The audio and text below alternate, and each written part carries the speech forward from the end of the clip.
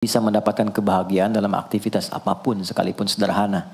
Tapi ketika kebahagiaan itu tidak diiringi dengan ridha Allah, rasanya itu akan selalu sementara. Kita butuh momen-momen baru untuk mendatangkan kebahagiaan itu.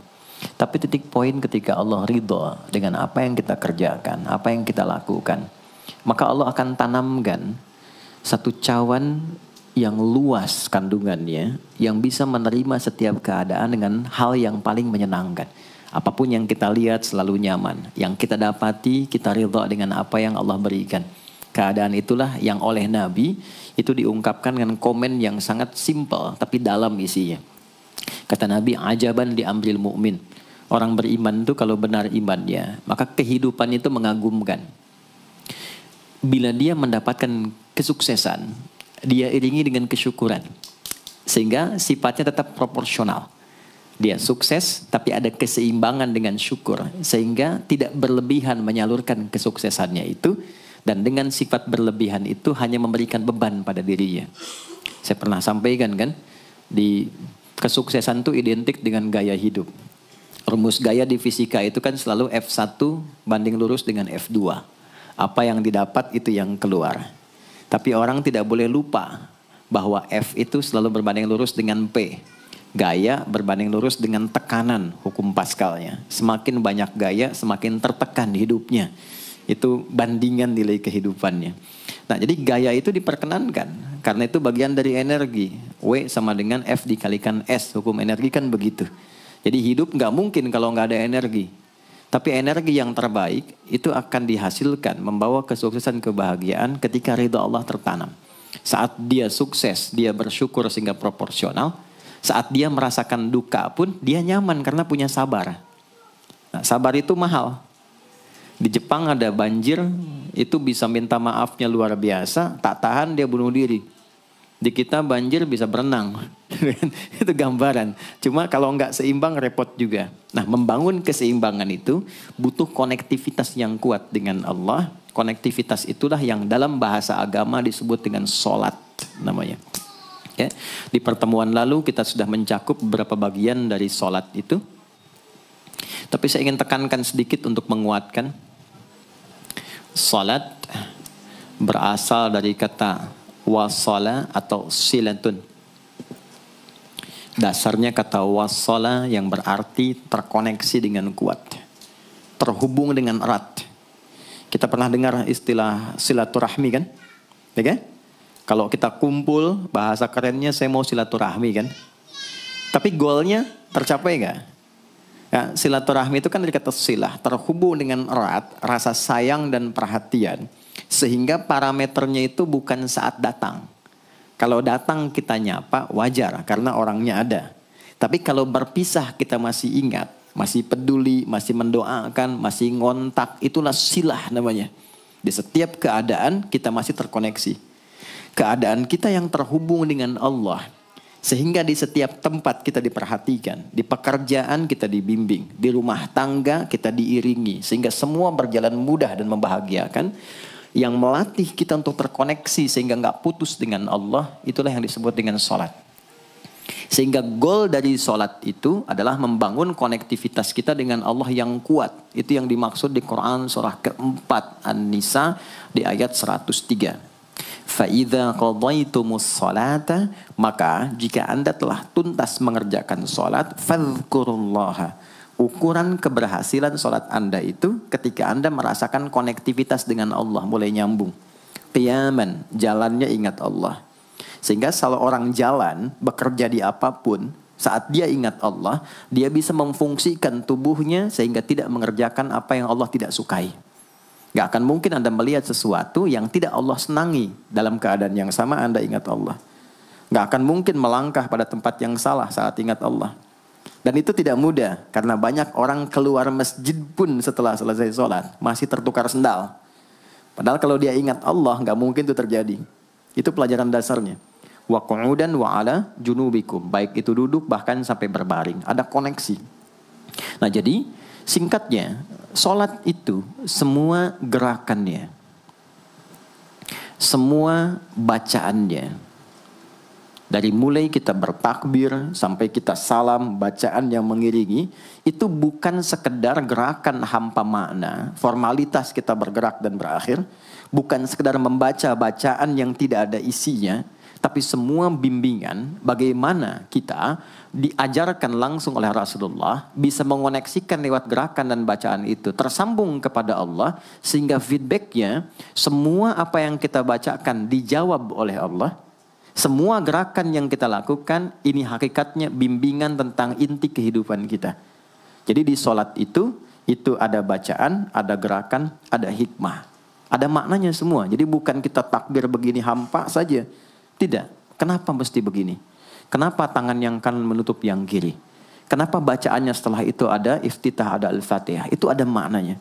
Dan dahsyatnya semua profesi-profesi sahabat dan generasi setelahnya yang belajar dengan benar tentang sholat ini, itu semua merubah hidupnya jadi lebih sukses dari apapun yang mereka pilih dalam menjalani hidup. Dan yang paling hebat, itu yang menjadikan Nabi mendapat perintah pertama bukan zakat, bukan haji, bukan umrah, bukan puasa, tapi sholat. Dan perintahnya khusus, spesial, disampaikan dalam peristiwa Isra Mi'raj untuk memberikan pesan begitu tingginya nilai sholat ini untuk kehidupan manusia.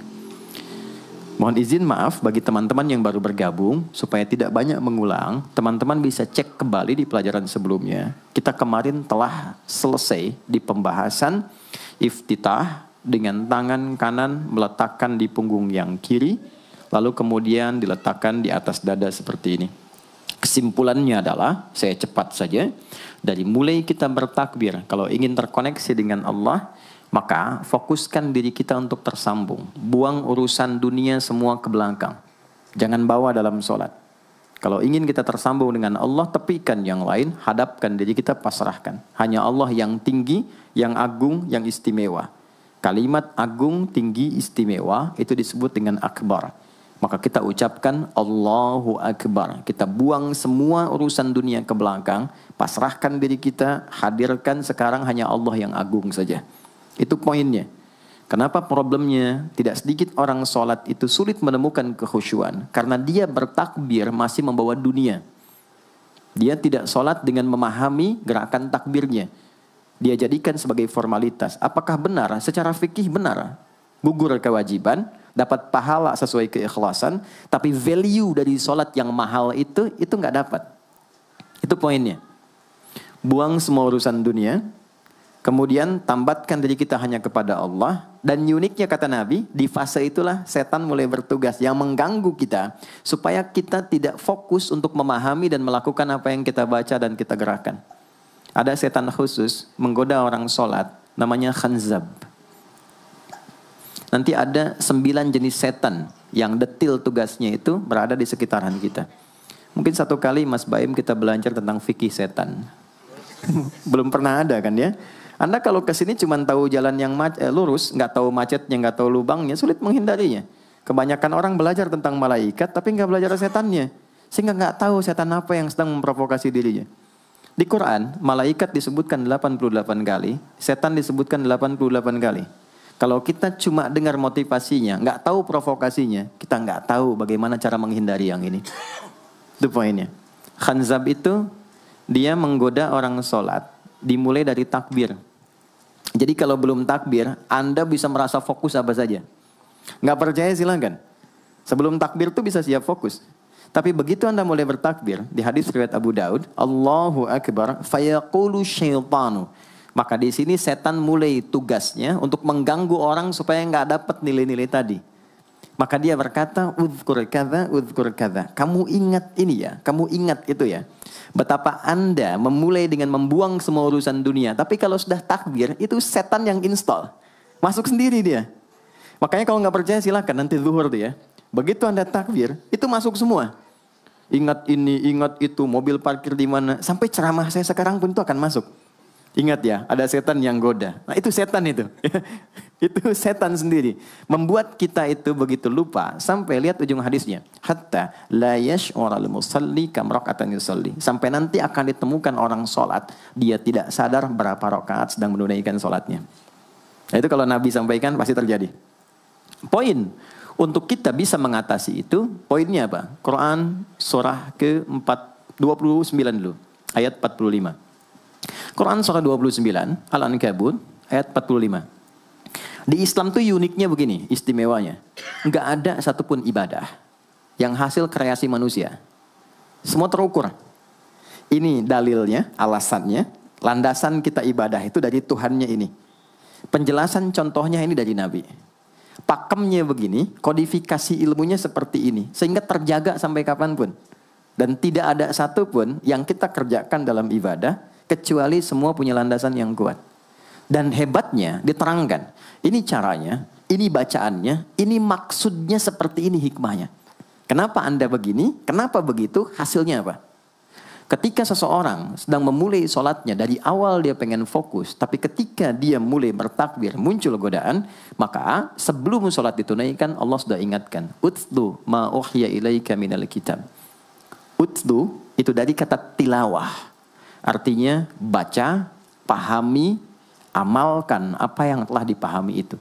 Jadi sejatinya sebelum sholat, kata Allah kalau ingin menikmati sholatnya, ingin tahu value dari sholat dan dihasilkan seperti orang dulu meraihnya, maka jangan kita terfokus untuk formalitas saja. Yang penting benar bacaan, takbir sampai salam terjaga. Betul, sekali lagi, itu menggugurkan kewajiban, formulasinya selesai, secara fikih tuntas. Tapi hikmah sholat yang tadi itu kita nggak dapat.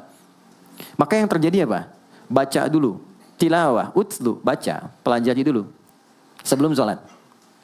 Kemudian pahami, kenapa takbirnya begini? Kita kemarin sudah belajar. Kenapa tangan kanan menutup yang kiri? Apa maksudnya sampai kita diperintahkan sholat? Bagaimana kemudian saat kita baca Al-Fatihah? Kenapa yang dibaca itu? Apa yang jadi bimbingan dari Al-Fatihah untuk kehidupan kita? Kalau sholatnya seperti itu akan merubah hidup kita. Itu langsung Allah sampaikan demikian. Lalu kerjakan, wa aqimis shalah, tunaikan sholat seperti aku tadi isyaratkan, kata Allah. Inna sholata tanha 'anil fahsya wal munkar. Maka jika engkau menunaikannya seperti itu, sholat akan merubah hidupmu. Itu kata Allah tuh. Minimal mendorong kita berbuat jadi lebih baik. Jadi bukan sekedar menjadikan kita pribadi baik, tapi semua yang kita kerjakan menjadi lebih baik. Itu sholat. Itu yang bisa merubah seorang Jundub bin Junadah yang dikenal dengan Abu Dzar Al-Ghifari. Ini teman-teman, kenapa Ghifar itu viral?